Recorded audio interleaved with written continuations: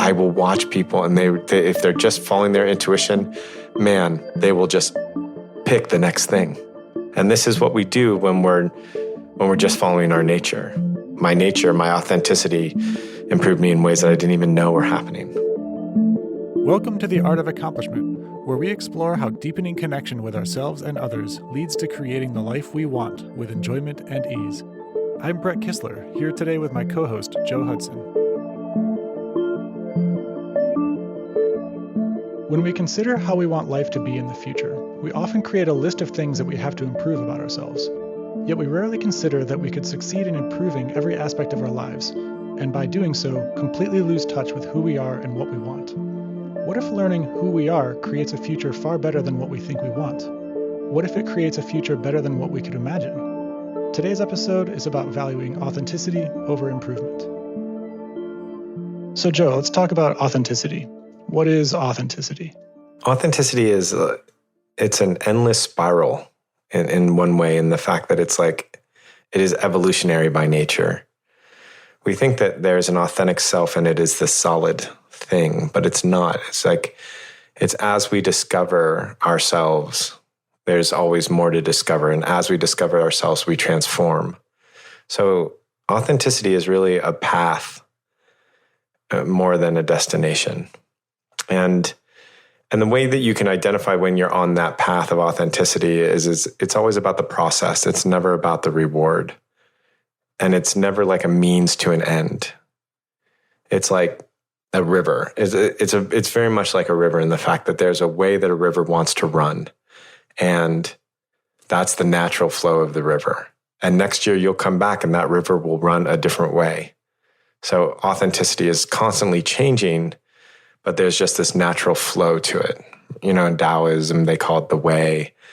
It's just it's the very natural course. And they call it self-discovery. They don't call it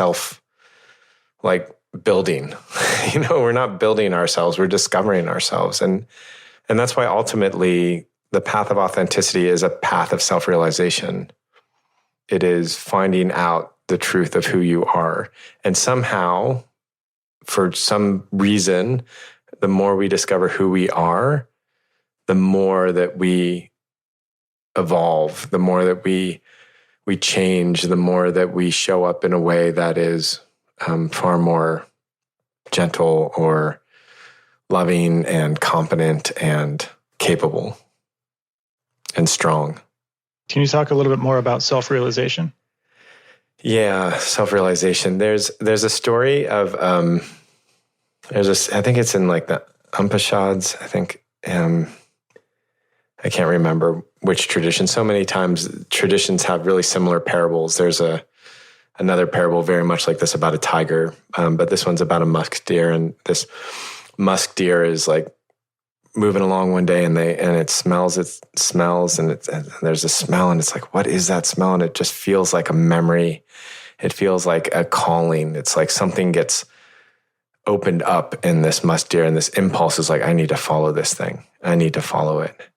And it goes searching for the place where the scent emerges. It wants to find that scent and the origin of that scent. And so it looks and looks and looks and looks, and it's like almost upon its death, still looking for the scent, and falls off of a cliff and punctures its stomach.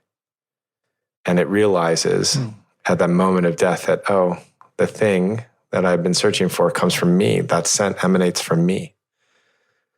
And that is the movement of self-realization, is that the thing that we're looking for in all the self-improvement, what we're actually looking for is ourselves. So how can you relate the story of the deer following its own scent to our path of self-realization? The search of the deer looking for the scent is the self-improvement.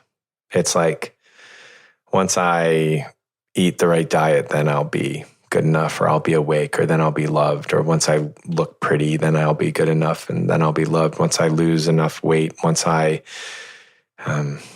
meditate enough, once I have no more negative thoughts, whatever the hell, once I stop thinking, whatever it is that you think you have to do, become rich enough, and then you'll then you'll have it, and you'll find the scent that you're looking for. But the scent you're actually looking for is you. It is to understand yourself. And it's the only thing that really solves the issue. And it's why you see so many executives, and I've worked with so many executives who are at the top of their game. They've made the successful billion-dollar company, and they're miserable. And they did everything that they thought they needed to do to improve themselves so that they will be loved or that they would accept themselves, and nothing's really changed.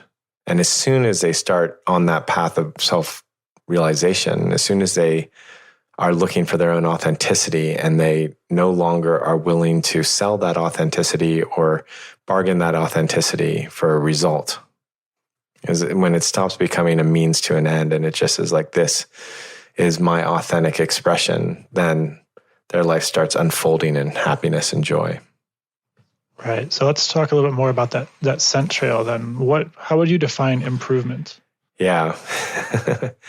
Improvement is basically if this, then this, right? Like it's in terms of the self. So it's like, if I get sexy enough, then I will have the lover that I want. If I lose enough weight, then people will like me. If I have enough money, then I'll feel secure. It's anything that is, the improvement is like thinking that you're going to get a result from it. And authenticity is the opposite. So this is what I'm going to do despite the consequences, because it's my authentic truth. So that's basically what improvement comes in. And it comes from the idea of ways that we don't want to be who we are, right? It's the other way to look at all the ways we think we need to improve is all the ways that we don't love ourselves just as we are. And any point where you can't unconditionally love yourself, whether that is because you yell, because you don't work hard enough, because you're lazy, because you're a pessimist, whatever it is that you are telling yourself that you have to change, they're just ways that you're not loving yourself. And they don't typically change. We just keep on telling ourselves that we don't love that about ourselves, and we keep on telling ourselves that we have to improve it. But when we actually accept our authenticity, those things just naturally move. They just shift. It reminds me of a quote that I've heard before where like a kid's asking, or like speaking to somebody as though we're a child. And it's like, well, there's a question, what do you want to be when you grow up? And instead thinking to ask that, like, how do you want to be when you grow up? Yeah, I have never heard that. That's beautiful. Yeah, how do you want to be when you grow up? That's beautiful. The other way to think about self-realization is, I think it's a Pema Chodron quote, and it's basically constantly offer yourself up to annihilation so you can find out what's the part of you that can't be annihilated. And what are we annihilating? These like built up ideas of who we are. Exactly. That's exactly it. The things that we think we are, that we have to defend. You can tell them because you're defending them. It's like when someone's like, well, you didn't do that very well. And you go, "Urgh," and then you are defining yourself as somebody who's competent. And you're not able to love the incompetent part of yourself. And authenticity is, this is how I'm competent. This is how I'm incompetent. And being able to own that. And then in the owning of the lack of competence becomes more competence. It's like this thing where oftentimes with executives, helplessness is this big thing where they feel it. Authentically, they feel helpless. But to allow themselves to feel helpless is incredibly difficult, because the fear is, if I allow myself to feel helpless, then I will become more helpless. But if they authentically own their helplessness, then they become less helpless. I think there's also a fear of being seen as helpless too. That's right. Fearing that there will be consequences to that. That's how you know also that part of yourself that wants to be destroyed. It's the part of yourself that doesn't want to be seen in that way, whatever that way is. I don't want to be seen as blank, a hypocrite. I don't want to be seen as helpless. I don't want to be seen as greedy, whatever it is that you don't want to be seen. I don't want to be seen as weak. So how would you separate improvement from growth? Because even this process of finding our authenticity, you can get better at it. What is that if not improvement? And don't we kind of need some form of improvement, like whether we're tracking our growth in some way to see what the trajectory is going? Yeah, the question is like, what would make you need it? Like what will happen if you don't have it?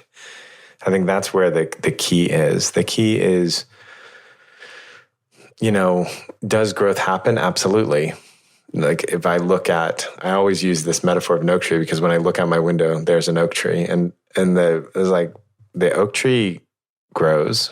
The growth happens. Does it need to? No. Is it looking to improve itself? No. It's nature. Our authenticity, another way to think of our authenticity is our nature, and our nature is to grow. Our nature is to improve. Our nature is to learn. If you take a little kid, when they're when they're babies, they can't even walk. One of the things that they smile most at is when a face comes at them sideways, not when a face comes at them straight up and down. Straight up and down face is the face that they see right before they feed. And that doesn't make them smile as much as a sideways face, which means, oh, we're here to play. And play for a kid is learning. And we have this natural desire to learn. It is authentic in us. We have a natural desire to grow. It's authentic in us. And so it just all happens very, very naturally. But it's when you think you have to improve to be good enough for, when it's not just the nature of your life. And you look at a 6-year-old kid, they're constantly wanting to learn and grow. And it doesn't stop. It doesn't stop unless someone has kicked the love of learning out of us. It just keeps going. So I don't think we have a need to do it. I think the thing is that improvement is just happening naturally, and that's authenticity. But if you are looking to improve yourself, then you are, putting the brakes on the process, and you're often going in the opposite direction of the river. How do we address that fear of becoming stagnant if we don't improve? Yeah. Or just to be measuring, measuring where we're at, and then, measuring that according to some scale of value that we've created. Yeah, that's a great question. Well, first of all, question your scale. That's the ultimate thing, is like it's easy to play a game when you have a measurement, and it's hard to play a game when you don't. So if your measurement for life is how much money I have in the bank, well, then you can play. And if the measurement is how kind I am to people, then you can play. Right? Then you have something to measure to. But if you start really questioning those measurements, like, what do you mean by kind? Do you mean having the most positive impact? How do you measure positive impact? What's the difference between kind and nice? And what if I was deeply truthful, but I wasn't kind? And why is kind more important than truth? So these questions, as soon as you start really looking at the end, if you really deeply look at the end, then it gets really scary. That's when the stagnation fear really shows up. It really shows up when you're like, oh, all the progress that I thought I was making might not have been to the right end, or maybe there's no end. And this fear sets in, and it's almost like this fear, like it's going to be nihilistic or something like that. But even the idea that it's nihilistic is just another, it's like just another way of trying to create meaning out of a situation. But the nature of life doesn't really require meaning. There's no other part of life that requires meaning except for humans. So life wants to evolve, it wants to grow, it wants to improve. And it seems, as it turns out, most humans, when they understand themselves more and more, there's a deeper and deeper compassion that shows up. There's a deeper amount of empowerment that shows up. And what you find is the things that you think are opposite, such as love and being empowered, they turn out to be the same thing. At the pinnacle of loving is empowerment. At the pinnacle of empowerment is loving. And you can feel this, like if you just stop for a second and close your eyes and you feel what it would be like to unconditionally love the world. And you just let that settle in your body for a moment. And your love is so big and so great that it expands everywhere. And it's not weak love. It's not love like I'm going to let people abuse me. It is the kind of love that a mother has that's a great mother. They have boundaries. And then you let that go for a second and then feel what it's like to be completely empowered. Feel what it would be like to not have to worry at all about the future, to not have to prepare, to not have to plan, to just know that you are capable of handling any situation. It'd be like Superman on a mountaintop with no kryptonite in the world, or Superwoman on a mountaintop with no kryptonite in the world. Nothing can touch you. That feeling of empowerment. And then just feel the two next to each other. Like, how are they different, if at all? This full empowerment and this full love. So that's how it moves. And so the stagnation, the fear of stagnation, the fear of like, oh, there's no meaning, or there's no place to go, and therefore I'll stop moving. It hits the human psyche for sure. It's definitely part of this human psyche, at least in the modern world. But life doesn't require any of that stuff. Life can't stop moving. See, I mean, just try to try to not improve for a week. Take 2 weeks and do your best to not improve. Don't learn anything. Don't grow. Don't have any realizations. Don't have any recognitions. Like, try that for 2 weeks. I told someone to do that once, and they were like, oh my God, so many recognitions, so much realization, because they stopped trying. And we feel this all the time when we're on holiday. You have 2 weeks off, and then you come back and you perform better. It's smoother. The whole thing works better. Like, you make better calls because you didn't improve for 2 weeks, because you weren't actively trying to improve for 2 weeks. It's just the nature of life. We by our nature learn and want to grow. Yeah, something that came up for me in the exercise that we just did was that both in the unconditionally loving the world state and the feeling fully empowered state, there wasn't any fear, but the concern of stagnating is just fear. And the fear of stagnating is the thing that, I know for me in my life, I've spent a lot of time in the fear of stagnation, and that has constricted me in those times, right, and led to stagnation. Yeah, stagnation. Exactly. That's how it works. Yeah, we invite the things that we're scared of. Like, that's our nature. Our nature is to invite. If we have a fear of something, we're inviting it in because we want to learn and grow from that experience. We want to face that fear. So the fear of stagnation invites stagnation. The fear of loss invites loss. The fear of abandonment invites abandonment. So let's try to bring this back into more concrete examples to make this real. Yeah. I'll do a couple of them. Let's take one way to look at it is like kids and their learning. So kids, like we were just talking about, their nature is to learn. They're curious. That's what they're genetically programmed to do. All humans are. And somehow or another, we can put them into a school system, tell them that they have to improve and get A's, and then they stop wanting to learn. And then, exactly. It's actually happens to some 47% of highly intelligent kids. They fail high school. Yeah, I did really great in school up until I got an IQ test that told me I was smart. And then I got my first B+. Yeah. And this was 4th grade. And then it was just you stop trying. To hell with this whole thing. Yeah, there's some great psychological tests on this that basically if you tell a kid they're smart and then they try and they don't succeed, they'll stop trying because then they will prove that they're not smart. So they'll just stop trying so they can maintain the identity of smart. It's some fascinating work. Mm-hmm. But yeah, that's an example of it. But now if you take kids who've been unschooled, I think it's called non-schooling or unschooling or something like that, where the kids have been somewhat traumatized in their school situation. So the parents pull them out and they say, you can't watch television. You can't, do things that are destructive, but you can not do any work until you're ready. They oftentimes don't do any work for 3 months or 6 months. And then all of a sudden they're like, okay, I want to work.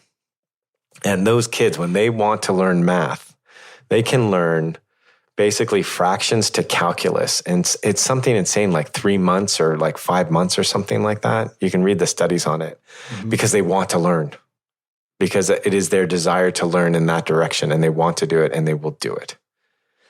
So it's like one is moving with the authenticity of the situation, and one is telling the kids that they have to improve to be good enough. And it's like a punishment and reward situation. So that's one aspect. Another way is like a personal story from my life to think about it is, I was in high school and I started smoking cigarettes, and I was kind of socially awkward at the time. And, I had issues. My upbringing had some turmoil in it. And so I was constantly telling myself I should improve by not smoking. I was constantly telling myself that was something that I needed to improve in. And then just by nature, I got drawn into hacky sacking. And I just started to hacky sack all the time. And I just really enjoyed hacky sacking. And it just kind of became this thing. And then about, I don't know, it was 10 years ago, I was with one of my daughters. My daughter's having some problems in schools. And this occupational therapist came to us and they said, like, oh, your daughter has something called like sensory processing disorder. And it just basically means that the neurology isn't really melding the way it would with other kids, and it makes you very sensitive to stimulus through your senses. And I said, oh, how do we solve this thing? And she was like, oh, the way you solve it is through doing exercises across the midline that require coordination, et cetera, et cetera. And hacky sacking would have been a perfect example of that. And if you look at me before hacky sacking and after hacky sacking, I became socially more fluid. I became less sensitive. When you have sensory processing, it's kind of like a bit of like a nerd's disease, is like, more likely to wear glasses. You're kind of awkward and clumsy. You don't do as well socially. It's like that kind of stuff. And all that changed with me hacky sacking. So my nature knew what I needed, knew what was needed next, and did it without anybody telling me to, without anything happening. And I watch this happen all the time with clients. I watch clients all the time. Like, I know basically the dance steps of transformation, and everybody does them a little bit differently. And, sometimes chapter 3 comes before chapter 1 or whatever, but I will watch people, and if they're just following their intuition, man, they will just pick the next thing. And it'll be like, oh my God, they picked it perfectly again. And this is what we do when we're just following our nature. And then, smoking for me, on the other hand, lasted until I was like 30s, so, as a perpetual habit into my 30s. So, and that was all the ways I was supposed to improve. But my nature, my authenticity improved me in ways that I didn't even know were happening. Yeah, it's fascinating. I can think of a lot of experiences in my life that are a lot like that. One of them being joining your 18-month course, where I just kind of felt like an intuition. It was felt like a lot of money at the time. In retrospect, it was very little. But it was just like, man, I don't know. Like this kind of seems like my kind of thing. I don't even know what it is. And I didn't. When I got there, I was like, wait, this isn't really all that businessy, is it? Yeah. And yet it transformed your business too, right? Which is the insane part. Yeah. That's the other thing. Yeah, but more than that, my exactly. wife. I mean, that's the insane part. Like, that's a great example of it as well, which is like, people come because they often come to me because they want to transform their business, and we transform their life by them taking their natural steps, and their business naturally transforms. If they would have just focused on their improvement, their business may or may not have transformed. And in this way, the reason I use this methodology of working on the personal stuff is because that always transforms the business. It has 100% success rate as the person transforms. Their attitude towards their business will transform, and so will their business. So let's relate all this back into that the concept you were talking earlier about self-realization and self-discovery. Yeah, that's a good. All right, so back to my journey. Let's do it from my journey for a second. So for the early part, I got really deeply into awakening enlightenment in the non-dual sense of the word, not like woke culture, but I'm talking about like the Christ consciousness or enlightenment, how whatever religious tradition you have has a word for it. And at the beginning of that journey, I thought it was improvement that would get me there. Once I ate the right diet, or once I did the right exercises, or once I meditated hard enough, or blah, blah, blah, I would become enlightened. And so that was the improvement side of things. And it's a slow, arduous, painful process. And it luckily moved enough for me to realize that it wasn't about improvement. It was just about the recognition of who I am. And when that happened, this question appeared to me as, what am I? Was a question. I asked that question for 10 years, maybe 10 times a day I would ask that question. And that is really what transformed everything for me. That just being in that question for that long with that level of wonder transformed everything. And it was funny. I was seeing a guy at the time, I was like reading every non-dual teacher I could find. But the only guy that I had met personally who I thought, wow, this is a person I would want to learn from, was a guy named Adyashanti. And I got up and asked him a question once in front of this big auditorium of people. And I said, I keep on asking this question, what am I? And all I get is silence. And some dude in the back just started laughing. And I was like, what? Why would that's not funny. And Adia smiled, and can't remember what else happened. But I remember about like 3 years later, I was at a meditation retreat when that question, what am I, faded away. And like the question never gets answered. It just expires. And it expires in a like a firecracker. But it expires. And I was in the back, and somebody got up on the front and said, I asked that question, what am I? And nothing. And I just started laughing hysterically, as if the nothing wasn't the answer, and that's what it turns into. It that recognition of self is something that just unfolds into nothingness. And that nothingness is incredibly free and incredibly potent and capable. So who are you now? Yeah, that question has expired. Yeah, that's there'll be an exercise. There's an exercise on this, just to like go back and forth and ask somebody, what are you, over and over again? What are you? What are you? What are you? And see what happens as all your answers expire, all your answers, but if I had to put what am I in words right now, which is an exciting thought process, I would say, what am I? I am infinitely you. I am everything and nothing in the silent vastness that everything arises in. And so are you. Okay, so then what happens once that question expires? It sounds like there could be a trap here in thinking that this question of who I am has expired, and now I don't have to improve myself, and there's just nothing to do. What am I going to do? Just sit in a cave and meditate until... Yeah, there's a thought that says that might be the case. And in fact, some people go through that for a while. I think it's because they're like those kids who, needed to be unschooled for a while, when they have that recognition of their essential self in that way, that there is this need to just sit there for a while and do nothing. But it becomes a bit disassociative, and eventually it's no longer satisfying. And so it just turns out to be, we just become more and more human. We like to play, we like to learn, we like to grow. It's our nature, it's our authenticity. And so once we have been let out of school, and we realize there's nothing that we have to do to improve ourselves, because our essence is unbelievably beautiful, miraculous, a dream that we never thought even possible coming true, that we couldn't even have thought of coming true, then yeah, there's this natural desire to rest for a while, potentially. But eventually you just, you want to move, you want to dance, you want to play, you want to be alive. And then the journey turns into, how do I be alive?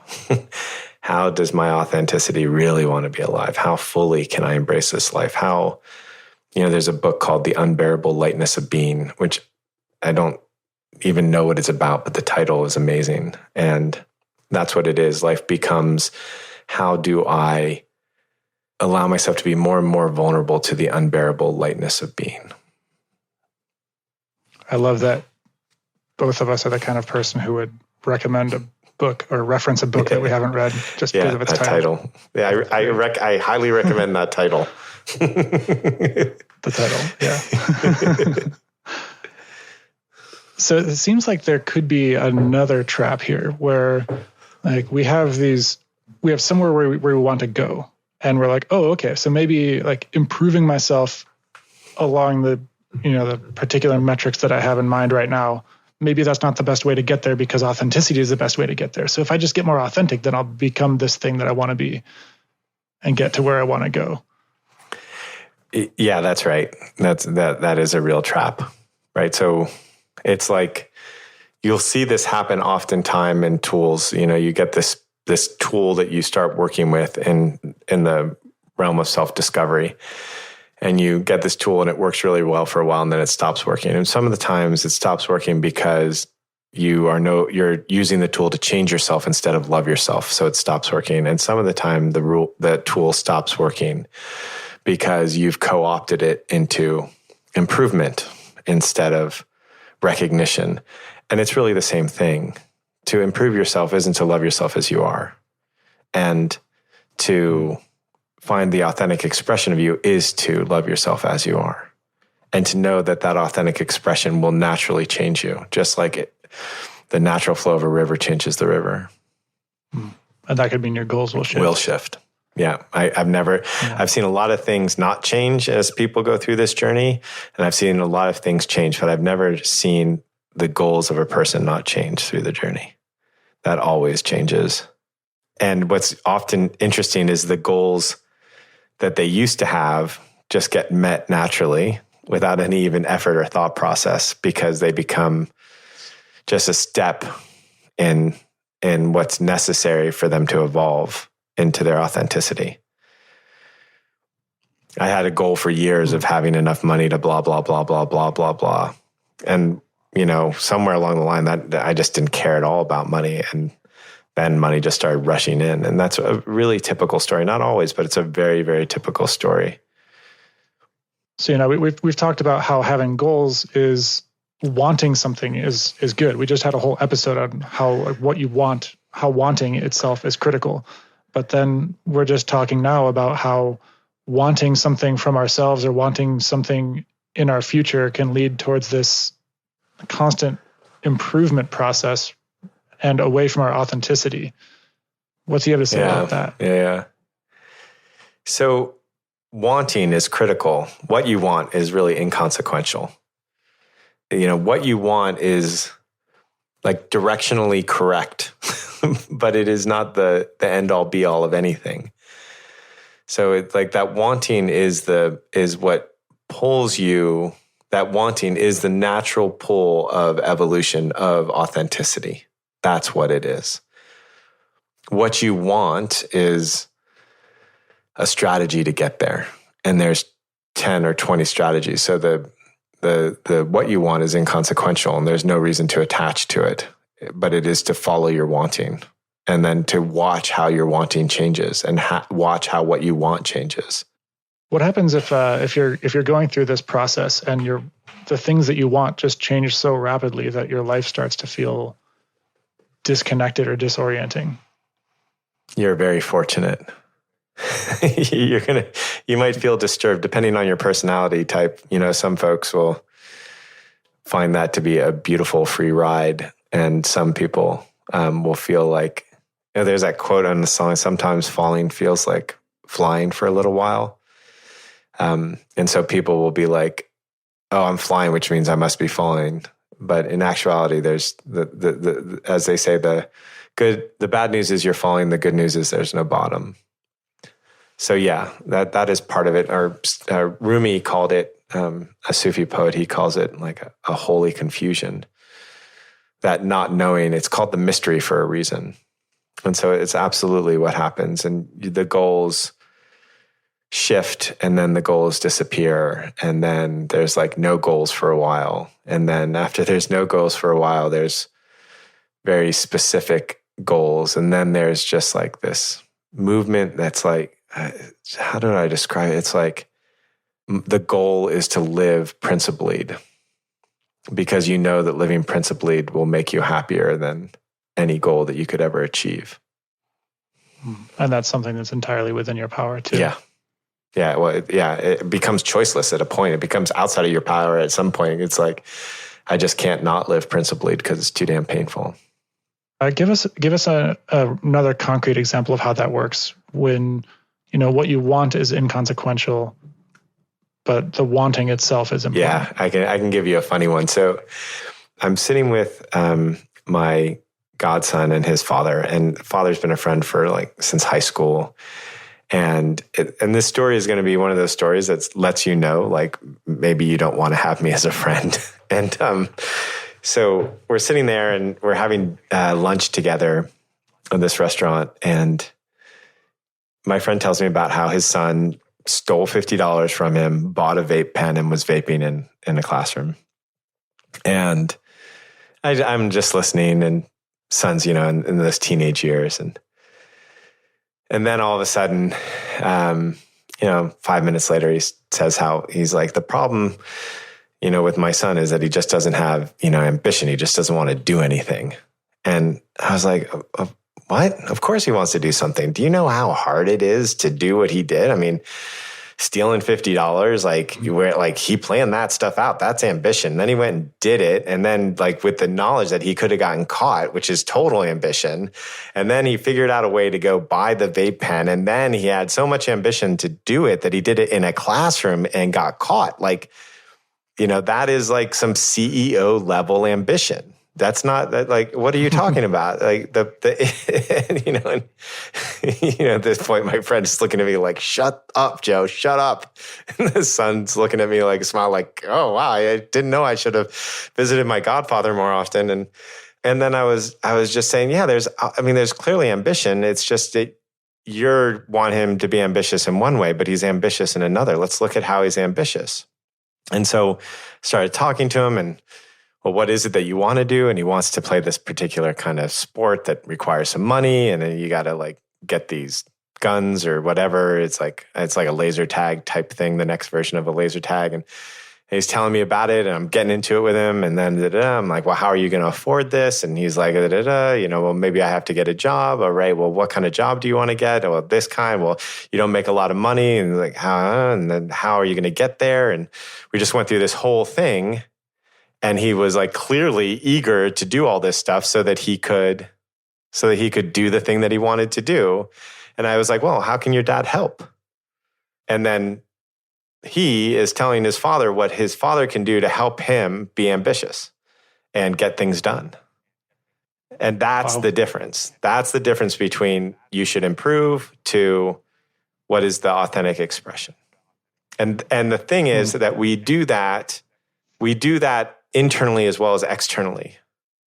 Meaning we're usually like the father in that story rather than the godfather in that story to ourselves, right? We're telling ourselves how to improve, what we need to do, blah, blah, blah, blah, blah, instead of just paying attention to what the natural thing is. And if we follow that thread far enough down, it has far better results. It moves much quicker. Yeah, it's fascinating. By that measure, I was extremely ambitious in barely passing any of my primary school. Exactly. Yeah. I mean, it's because they couldn't hook onto the authentic. Most schooling doesn't hook onto a child's authentic desire to learn. No. In my case, they presented a lot of different tracks and opportunities that all of which just didn't quite hook. Yeah, well, it's really hard to hook when you're telling somebody, when you're grading people and say you need to improve. That's not hook worthy. It's like a culture of constant improvement. We don't listen to songs that tell us that we need to improve. We know it. Right. Wow, triple platinum song by Jay-Z called "Boy, You Better Work Out More." It doesn't happen. Yeah. Right. So let's talk a little bit more about how this works in companies, and in more general sense, in cultures of self-improvement, or just not even self-improvement, just cultures of everybody needs to improve and do the better. constant improvement culture. Or we're going to fail. Yeah, exactly. Yeah. So it's not assuming that people want to improve by nature is what happens here. So a great example of this is in that book, Reinventing Organizations. There's a nursing company in there called Herzog. I'm bad at pronouncing these things. And basically what had happened, it was in Holland. And what's happened is there's these community nurses and they got privatized and it just became all about efficiency. It all became improve. And it was like, this is how long it should take you to get there. This is how long it should take you to administer the shot. This is how long it should take you to get back. That's how much time you have. That's how much payment you're going to get. And everybody was going for the improved nursing efficiency. And this company came along and it did a lot of really cool things. But one of the things it did is it said, you know what? Our job isn't to be as quick as possible. What our job is not to improve our process in that way. It's to make it so that we help people become self-reliant. And through figuring out how to get to that home and make the person self-reliant instead of administer the shot, they became 60% more efficient than their competition or something like that. Maybe it was 40%. I don't remember the numbers exactly, but it was a tremendous amount more efficient. And so one had that natural hook because what we naturally want to help people. That is part of our nature. All mammals that are community-based mammals have altruism as part of us. And so they hooked onto that natural thing and then that led to natural improvement. But they weren't trying to improve in some unnatural way. And the interesting thing is as soon as I say it's our nature to be altruistic, somebody will say something like, well, it's our nature to be self-interested. And I say, I agree, it is. It's our nature to be altruistic, and it's our nature to be self-interested, and it's our nature to want to be rewarded, and it's our nature to want our team to win, and it's in our nature for us to win. And companies that are really becoming the most efficient companies are hooking on to all of that, right? And if you think about that nursing company, their team won. They had individual reward for the performance. As it turned out, people got to decide their own reward. And also they got to help. So they're hooking onto all of these natural things in us. And if you look at the great products of our day and the great nonprofits of our day, they hook into a natural, authentic desire in people. And sometimes it's drug-like, like a Facebook or a coffee.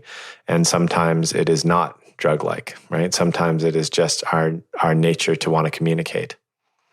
So that's what it means. And so it's not only does your product, but your culture needs to, if you want to be highly efficient, it needs to hook into that nature of people, our authenticity. Another one of our ESF group was recently telling me about a company that they're applying for. It's a debt collections agency that operates on transparency and instead of trying to be as efficient as they can and milking the most money from people as possible and buying the debt for the cheapest as possible, whatever, they're optimizing for really being in connection with people. So they purchase debt and then they're transparent. They're like, hey, so we bought your debt for this much. We have this much of it. We expect to get, a certain percentage of it paid back from various places. And, what can we do to get this paid off? And they end up getting, with that transparency and working closer to their customers, their debtors, they actually get across this sense of actually caring. And they're able to come up with much more creative solutions, which actually results in, this is a new company, but it seems like it's resulting in getting much better results for them. And also they're getting just swaths of testimonials from customers that are like, wow, I wish all of my debt had been bought by this company. This is amazing. They're actually people and they talk to me like a human. Yeah, we see this you can see this in sales processes are more effective when there's a real relationship, real connection going on. And that authenticity is there. People think they have to compartmentalize themselves to do business. And that compartmentalization, that inauthenticity, it absolutely makes you less efficient. It might make things easier to do in the short term, but absolutely harder to do in the long term. And it makes you less efficient because you're basically asking anybody you interact with to compartmentalize themselves that same way. So a debt collector compartmentalizes their heart and they go in hard. Then their customer compartmentalizes their heart and they respond hard, or they respond like a victim or whatever it is, but they're gonna match that more on average. So if we focus on finding the authentic movement, then how do I collect debt in a way that feels good in my system? How do I nurse in a way that feels good in my system? How do I produce a social media app that feels good in my system? All of those will be a more efficient product. And then with that continual asking, what am I? Like, what am I? Am I an efficient debt collector, or am I human? A That's human? Right. Right. Yeah. If I am them and they are me, then how do I want to behave here? If I feel my natural authenticity and my desire to learn and my desire to be of service to people, how do I collect debt in a way that's of service to people? And, it feels horrible to not pay your debt. So to help people feel like that they are standing on their own 2 feet and have achieved paying off debt, I mean, can be a real deep service for humans. Yeah, I wonder how many other industries can be rethought. Every one of them. It's endless. It's just like there's always more money to be made. There's always a way to become more authentic, and each one is an efficiency. Sounds like there's a lot of faith in this process, because with each layer of authenticity you find, you really have to let go of what you valued or what you thought was important entirely to find what's beneath it. Yeah, that's true. Yeah, it feels like faith. It's like, it feels like faith until you get used to like reading the river in some way. It's the same kind of faith that maybe a basketball player would have that's going into a game. Is like, you can't plan out the whole game. You can't plan out everything. And so you're basically choosing, I am going to plan out my entire basketball game, or I am going to learn how to read a river and learn how to read the field, learn how to read my opponents, and so that I am competent in every situation where I'm in that basketball game. And then you start having faith in your capacity to handle situations, and you become excited when you can't handle them, because it means you're getting to learn something, and it makes you more capable next time. And so it's the same thing. It's like, if you've learned to read a river, to go down that river and get to the mouth of the river it's not an act of faith anymore. It's just what you do.